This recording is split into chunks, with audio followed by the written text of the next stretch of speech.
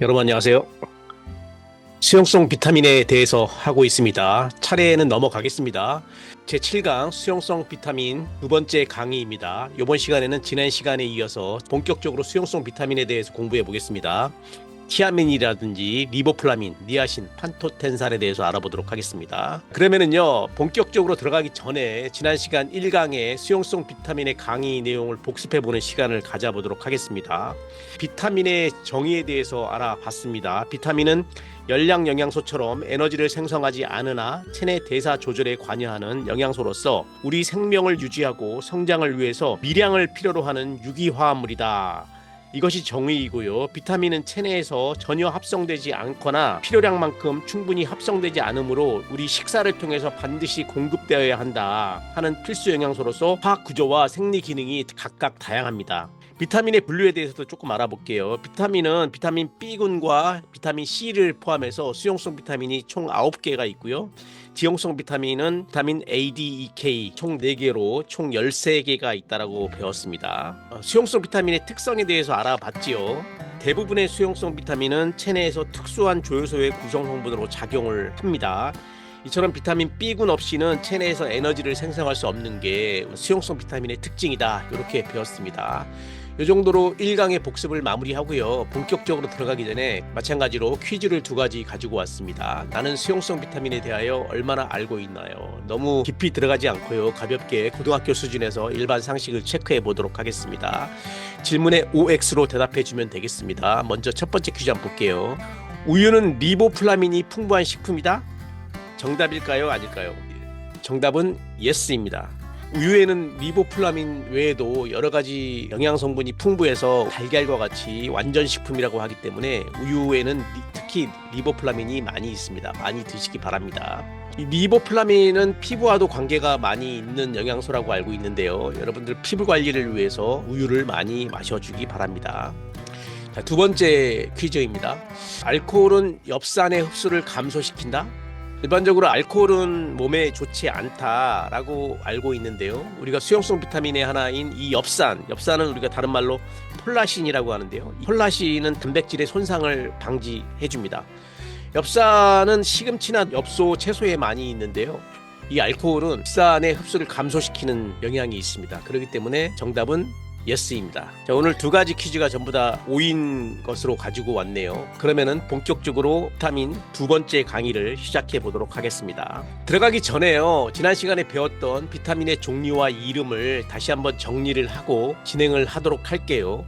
비타민의 표준명에 대해서 언급을 했는데요. 외우기가 상당히 어렵겠지만 그래도 고유명사이기 때문에 여러분들의 이름을 전부 다 외워야지 부르는 것처럼 수용성 비타민 9가지 짚고 넘어가도록 하겠습니다. 이번 시간에 배우게 될 이 티아민은 다른 말로 비타민 B1이라고 하고요. 리보플라민은 비타민 B2라고 합니다. 니아신, 비오틴, 판토텐산, 비타민 B6, 엽산을 폴라신이라고 한다 그랬죠. 비타민 B12, 비타민 C 이렇게 9가지를 우리는 수용성 비타민이라고 하고요. 밝혀진 순서에 의해서 비타민 A, D, E, K를 우리는 지용성 비타민이라고 합니다. 이것은 레티놀, 콜레칼시페롤, 토코페롤, 필로키논이라는 다른 이름이 있습니다. 자, 그러면 본격적으로 수용성 비타민의 첫 번째 티아민에 대해서 알아보도록 할게요. 티아민은 다른 말로 비타민 B1이라고 했는데요. 티아민이 부족했을 때의 질환은 대표적인 게 각기병입니다. 각기병. 이 각기병이라고 하는 것은 다리의 힘이 약해지고 다리 저림 등이 생겨서 제대로 걷지 못하는 병을 말하는데요. 하루 성인 필요량은 1mg이라는 것도 기억해 두기 바랍니다. 그럼 먼저 티아민의 구조와 성질에 대해서 알아보도록 하겠습니다. 티아민은요, 연한 황색 결정체로 황을 함유하고 있습니다. 이 S가 황이죠. 대문자. 황을 함유하고 있어서 다른 말로 티오비타민, 즉 티아민이라고 불리웁니다. 티아민은요, 산화에 강하고 물에 잘 녹으며 열과 알칼리성에 약합니다. 그래서 끓이면 전부 다 영양성분이 파괴된다고 얘기하죠. 특히 수용성 비타민이요. 이처럼 티아민은 조효소인 티아민 피로인산, 다른 말로 TPP라고 하는데 강조를 좀 하겠습니다. 고유명사 이것입니다. 티아민 피로인산은 계속 나오기 때문에 TPP라는 말로 약자로 쓴다라는 얘기를 말씀드립니다. 티아민 피로인산의 형태로 탄수화물 대사에 관여한다는 것 정도만 아시고 이 티아민의 구조와 성질에 대해서 설명을 했습니다. 구조식을 볼게요. 머리가 아픈데요. 이 티아민의 조효소 티아민 피로인산과 다른 차이가 있습니다. 구조식을 놓고 봤을 때요. 수소가 3개에다가요. 탄소가 1개, 질소죠. 이러한 형식을 가지고 있고요. 조효소인 TPP라고 불리우는 티아민 피로인산은 이러한 형식으로 구조되어 있습니다. 참고만 하시고요. 외울 필요는 없겠습니다. 넘어갈게요. 그러면 티아민의 흡수와 대사에 대해서 알아보도록 하겠습니다. 티아민은 소장 상부에서 다량 섭취한 경우에는 단순 확산에 의해 흡수되고요.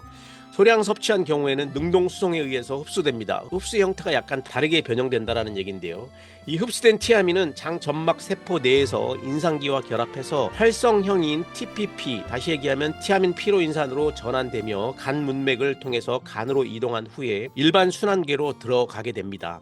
티아민은 주로 근육을 비롯해서 심장이나 간, 뇌 등의 조직 내에 주로 TPP 형태로 저장되고요. 체내 필요량 이상은 소변으로 배설되는 형질을 가지고 있습니다. 그러면은 티아민의 생리적 기능에 대해서 알아볼게요. 티아민의 생리적 기능은 크게 3가지인데요. 첫 번째는 에너지 대사와 관련돼 있고, 두 번째는 오탄당 인산 회로와 관련돼 있으며, 마지막으로는 신경 자극의 전달 물질이다라는 것을 기억해 두기 바랍니다. 그러면은 하나하나 알아보도록 하겠습니다. 먼저 첫 번째 에너지 대사인데요. 티아민은 탄수화물, 지질, 단백질로부터 에너지를 생성하는 과정에서 중요한 역할을 하게 됩니다.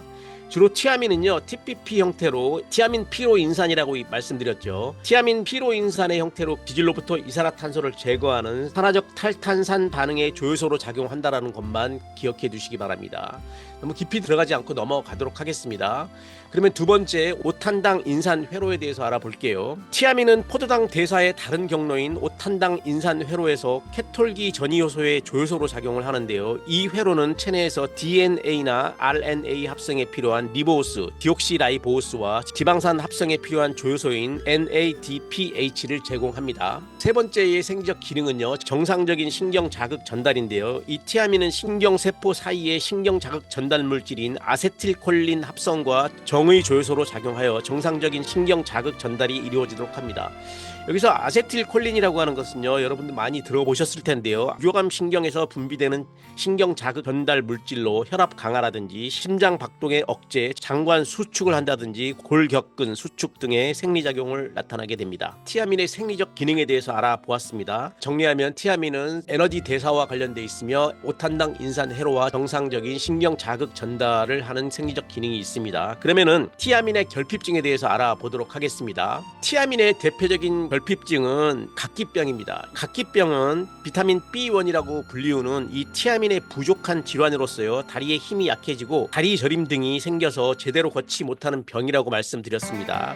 이 병은 도종된 쌀을 주식으로 하는 동남아 지역의 거주민들에게 많이 발생하게 됩니다. 다시 얘기하면 한국이나 중국, 인도네시아, 필리핀, 일본 등 쌀을 주식으로 하는 지역에서 발생하는 병인데요. 이는 뇌와 신경세포의 주요 에너지원인 포도당이 티아민의 결핍으로 정상적으로 대사되지 않는데 기인하기 때문입니다. 이처럼 티아민 결여 식사 후 10일 후에는 흥분이나 두통, 피로, 우울증, 허약증 등의 정신적인 장애가 나타나고요. 티아민 결핍 증세는 심혈관계, 근육계, 신경계, 위장관 기능에 모두 영향을 미치게 됩니다. 각기병에는요, 건성각기와 습성각기로 나누어지는데요. 건성각기는 신경계 계통이고요. 습성각기는 심장계 계통이라고 할 수 있습니다.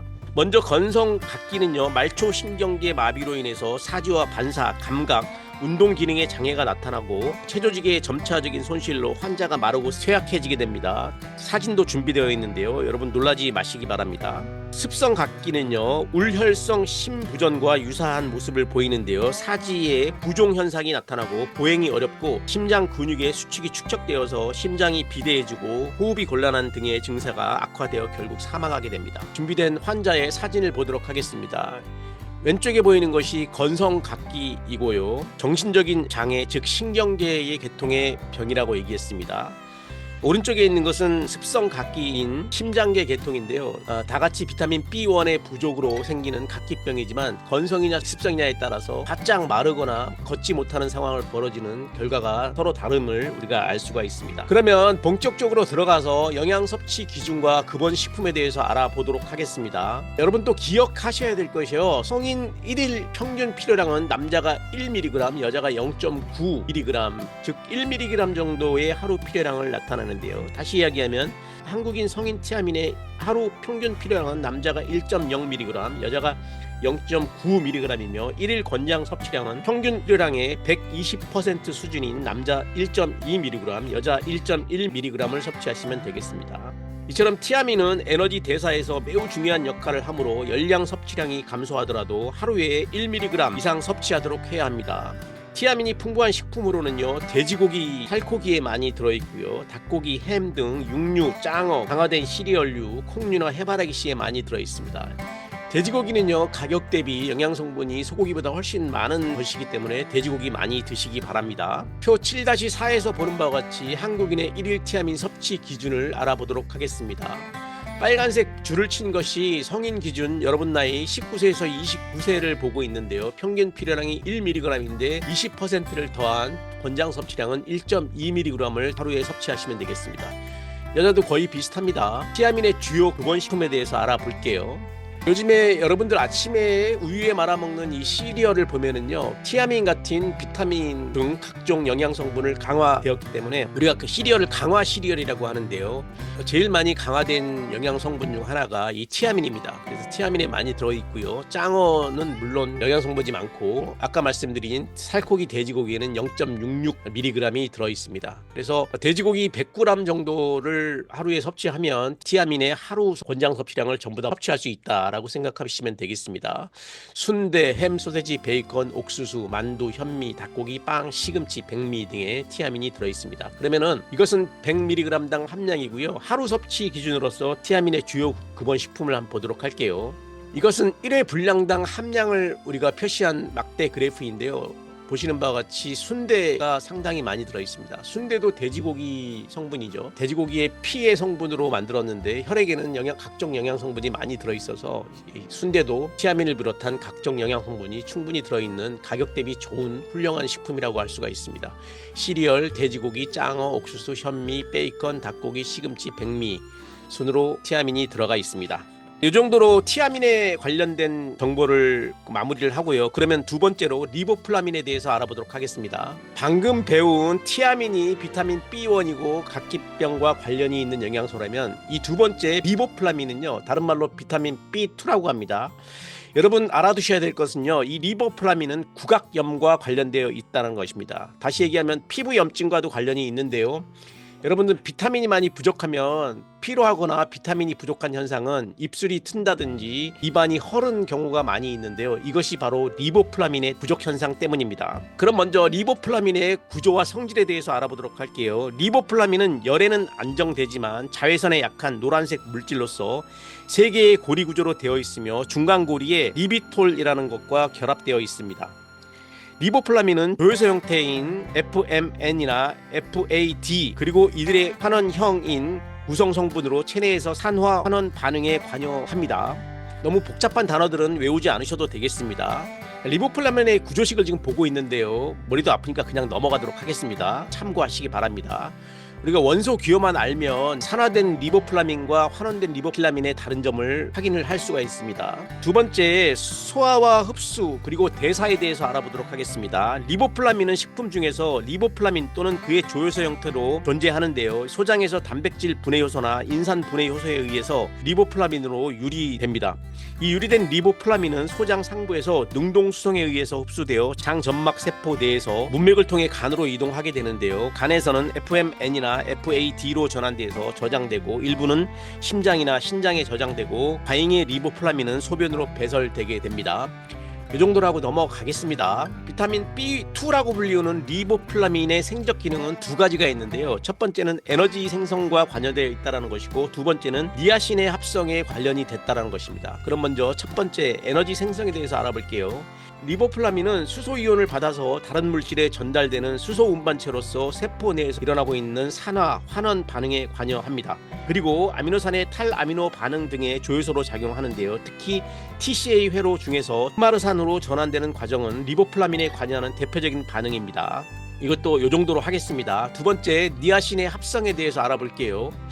리보플라민은 아미노산인 트립토판으로부터 비타민인 니아신의 합성 반응에 관여를 합니다. 이외에도 비타민 B6와 엽산의 활성화, 부신피질 호르몬의 합성, 골수에서의 적혈구 형성, 글리코겐의 합성과 분해 등에 관여합니다. 이처럼 리보플라민의 생리적 기능 두 가지를 알아봤고요. 다음으로 리보플라민의 결핍증에 대해서 알아보도록 하겠습니다.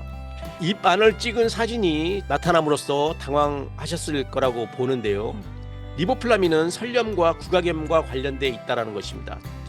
지금은 아니더라도 우리가 어렸을 때 초등학교나 유치원 다녔을 때 이렇게 입 주변이 크는 모습을 보고 어른들은 성장하느라 그런다, 피곤해서 그런다 이런 얘기를 많이 들었는데요. 구강염이나 설염의 원인은 바로 비타민 B2라고 불리우는 리보플라민의 결핍증 때문이었습니다. 이 리보플라민의 결핍은 조직의 손상과 성장 지연뿐만이 아니라 눈에도 문제가 발생하게 됩니다. 리보플라민의 결핍 증세로는요, 중요한데요, 코와 눈 주변에 피부 염증이 생긴다든지 입술과 입 가장자리에 균열이 생깁니다. 다시 얘기하면 우리는 이것을 구순염이나 구각염이라고 하죠. 또한 왼쪽에 보시는 사진과 같이 혀가 부풀려진다든지 다른 얘기로 설염이라고 합니다. 머리가 아픈 두통이라든지 각막의 충혈, 빛에 대한 과민증을 보일 수 있습니다. 리보플라민에 관련된 결핍증에 대해서 알아보았습니다. 그러면 비타민 B2, 리보플라민의 영양 섭취 기준과 급원식품에 대해서 알아볼게요. 리보플라민의 한국인 성인 1일 평균 필요량은 남자가 1.3mg, 여자가 1mg으로 티아민과 거의 비슷하네요. 하루 권장 섭취량은 평균 필요량의 120% 수준인 남자 1.5mg, 여자 1.2mg입니다. 이 리보플라민은요, 일반적으로 흰색 우유와 유제품에 많이 들어있고요. 육류나 생선, 가금류 등 적색 고기나 녹색 채소 식품에 풍부하게 들어가 있습니다. 우유와 요구르트, 치즈 등의 유제품이나 달걀, 닭고기, 돼지고기, 간이나 생선 등의 동물성 식품에도 많이 들어있고 티아민과 마찬가지로 강화된 시리얼 등에 많이 함유되어 있습니다. 그러면 한국인의 1일 리보플라민 섭취 기준에 대해서 알아보도록 하겠습니다. 여러분 나이 19세에서 29세의 평균 필요량을 보면은 티아민보다도 약간 많은 1.3mg 정도이고요. 권장 섭취량은 20%가 많은 1.5mg입니다. 여성도 거의 비슷하고요. 1mg 정도를 필요로 하지만 필요 이상으로 섭취하면 전부 다 수용성 비타민증처럼 오줌으로 전부 다 빠져나갑니다. 불필요하게 비싼 돈을 들여서 음식을 많이 섭취할 필요는 없겠죠. 그러면은 리보플라민 주요 급원 식품에 대해서 알아볼게요. 먼저 100g당 함량을 나타내는 표인데요. 리보플라민, 비타민 B2의 급원 식품으로서는 소의 부산물, 대표적인 게 간이죠. 시리얼이라든지 돼지 부산물, 깻잎, 달걀, 고등어, 빵 등에 들어있는데 모든 육류의 이 간에는 영양 성분이 가장 많이 들어있습니다. 구미호가 옛날에 사람의 제일 먼저 간을 먹었다고 하죠. 동물의 간은 모든 영양 성분이 저장되어 있는 형식이기 때문에 동물의 간에는 풍부한 영양 성분이 들어있습니다. 녹색 채소인 시금치에도 많이 들어있고요. 닭고기나 두부, 우유, 요구르트에도 많이 들어있습니다. 그러면 마찬가지로 리보플라민의 1회 분량당의 함량을 그래프를 통해서 볼게요. 소의 간에는요, 돼지의 간도 마찬가지만 엄청나게 많은 리보플라민이 들어있습니다. 소고기 간을 45g 정도만 먹어도 하루 권장 섭취량을 충분히 섭취할 수 있는 영양 성분이 됩니다. 그래서 매일은 아니지만 가끔 나 돼지의 부산물을 먹어주는 것이 좋겠습니다. 시리얼, 깻잎, 우유, 고등어, 달걀, 시금치, 호상 요구르트는 떠먹는 요구르트를 얘기한다고 말씀드렸습니다. 닭고기나 살코기 등의 영양 성분을 참고하셔서 1회 분량당 함량의 리보플라민을 섭취해 주시기 바랍니다. 이것으로써 비타민 B2라고 불려지는 리보플라민에 대해서 알아보았습니다. 다음으로 알아볼 수용성 비타민 니아신은요, 다른 말로 니코틴산이라고 불리웁니다. 이 니아신은요, 치매와 관련돼 있다는 거 기억해 두시기 바랍니다. 우리가 결국 죽을 수밖에 없는 4D라고 불리우는 펠라그라 병을 유발시키는 영양 성분이기도 한데요. 먼저 첫 번째 구조 및 성질에 대해서 알아보면은 니아신은 니코틴산과 니코틴 아미드를 포함한 일반명으로는 수용성 비타민 중에서 빛이나 열, 산화, 산, 알칼리 등의 가장 안정된 화합물입니다. 니아신은 다른 영양 성분과 마찬가지고요. 각종 조효소의 구성 성분으로 체내에서 산화 및 환원 반응에 관여하게 됩니다.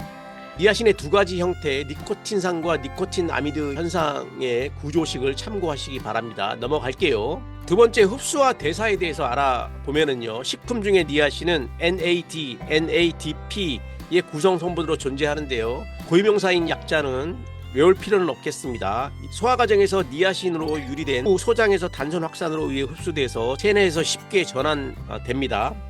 이 니아신은 소량만이 신장이나 간장 및 뇌에 저장되며 여분의 니아신은 최종 대사물로 전환돼서 소변으로 배설되게 됩니다. 대표적인 수용성 비타민의 특징이겠죠. 니아신은요, 아미노산인 트립토판으로 더 일부 생성되기도 하는데요. 트립토판 60mg이 니아신 1mg로 전환되며 이 과정에서 리보플라민과 피리독신의 조효소로 관여합니다. 그러나 체내 합성량이 많지 않으므로 부족되지 않도록 니아신의 형태로 섭취하여야 합니다.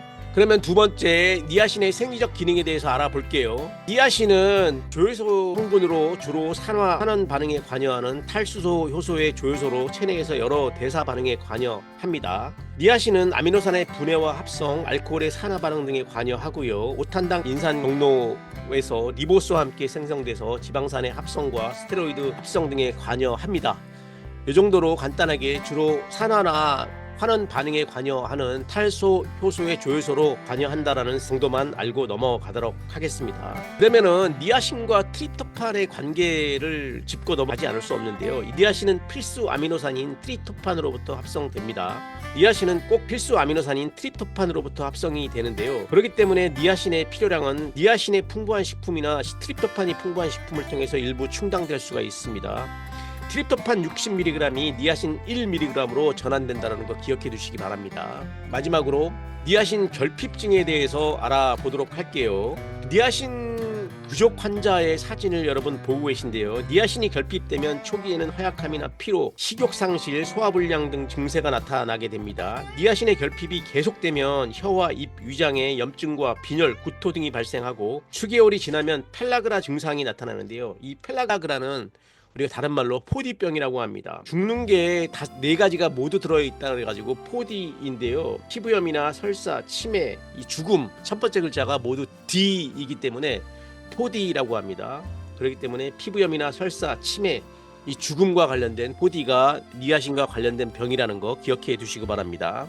다시 얘기하면 펠라그라병은 포디병이라고도 하는데요. 진행되는 증상에 의해 붙여진 이름으로 피부염이나 설사, 치매, 죽음 순으로 진행된다라는 이야기입니다. 다음으로는 결핍증에 이어서 과잉증에 대해서 알아볼게요. 대부분의 수용성 비타민은 과잉증에 대한 반응을 보이지 않는 것에 비해서 니아신은 다른 수용성 비타민과는 달리 니코틴산이라고 불리는 이 니아신은 다량 복용 시 모세혈관을 확장시키고 따끔거리는 증세를 나타내는데요. 이러한 증세를 니아신 홍조라고 합니다. 얼굴이 붉어지는 현상이겠죠. 이 외에도 두통이나 시력이 혼란스럽다든지 피부 가려움증, 소화기 장애, 불규칙한 심장 박동이라든지 간장 손상 등의 증상이 나타납니다. 그러면 영양 섭취 기준과 급원식품에 대해서 알아볼게요. 니아신의 섭취량의 단위는 니아신 등가라고 합니다. 약자로 NE, 이 니아신 등가라고 읽는데요. 이것으로 표현되며 1등가 니아신은 1mg으로 트립토판 60mg에 해당합니다. 한국인 성인의 1일 니아신의 평균 필요량은 남자가 12mg 등가, 여자가 11mg 등가이며 1일 권장 섭취량은 평균 필요량의 130% 수준인 남자가 16mg 등가, 여자가 14mg 등가입니다. 에너지 섭취량이 감소하더라도 니아신 섭취량이 13mg 등가 이하가 되지 않도록 해야 하며 니아신 1일 상한 섭취량인 니코틴산으로부터 35mg, 니코틴 아미드로는 1000mg을 초과하지 않도록 해야 됩니다. 니아신이 풍부한 식품으로는요, 쇠고기나 돼지고기, 닭고기에 살코기, 생선, 달걀, 우유, 전곡, 견과류, 버섯 등에 풍부하게 들어가 있습니다. 이외에도 트립토판이 풍부한 동물성 식품으로 필요량을 섭취할 수 있다는 거 기억해 두시기 바랍니다. 한국인의 1일 니아신 섭취 기준을 보시고 계신데요. 넘어가도록 할게요. 다음으로는 니아신의 주요 급원식품을 보시고 계십니다. 말씀드렸듯이 강화 시리얼에서 많이 들어있고요. 소부산물이라든지 닭고기, 꽁치, 돼지고기, 부산물, 고등어, 햄, 소세지 등에 많이 들어있습니다. 새송이 버섯이라든지 새우, 소고기, 현미, 샌드위치, 백미, 배추김치, 우유 등에도 니아신이 들어가 있습니다. 이것보다도요, 1인 1회 분량당 함량을 보는 것이 훨씬 더 현실에 와 닿으실 텐데요. 소고기 간이라든지 닭고기, 시리얼, 꽁치, 고등어, 새우, 돼지고기 등에 니아신이 많이 함유되어 있습니다. 그러면 7-2 수용성 비타민의 두 번째 강의 요약을 하겠습니다. 이번 시간에는 수용성 비타민의 대표적인 영양 성분 4가지를 가지고 왔는데요. 티아민, 리보플라민, 니아신에 대해서 알아보았습니다. 시간이 부족해서 판토텐산은 다음 시간에 강의하도록 할게요. 마지막으로 정리를 하면은요, 각기병과 관련된 비타민 B1, 티아민과 그 다음에 피부염과 관련되어 있는 비타민 B2라고 불리는 리보플라민, 그다음에 포디, 펠라그라라고 불리우는 이 포디병과 치매와 관련돼 있는 병 니아신을 꼭 기억해 두시기 바랍니다. 수고했습니다. 다음 시간에 만나요. 감사합니다.